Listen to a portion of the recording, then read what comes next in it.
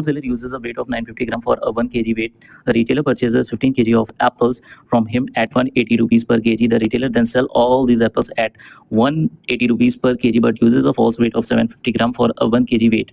Find the percentage profit earned by the retailer in this transaction.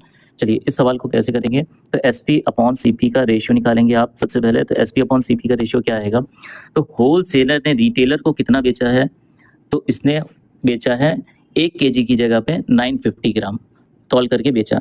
तो 950 ग्राम आप क्या करोगे, ऊपर लिखोगे, यानी what you actually receive.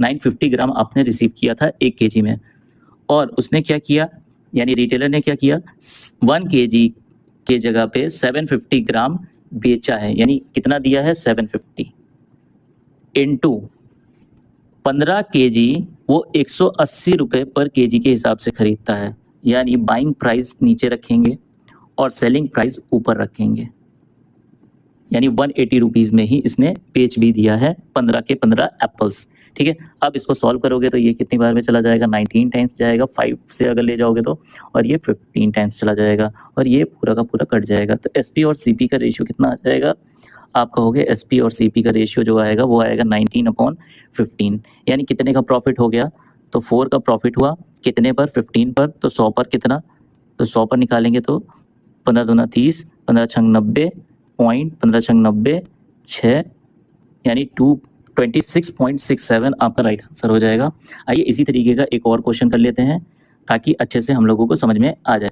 A shopkeeper buys goods from a wholesaler at 10% discount on the mark price but receive 20% more weight due to a faulty scale, यानी उसने receive कितना किया है 20% मोर, यानी SP upon CP equals to 120, ऊपर क्या आएगा 120।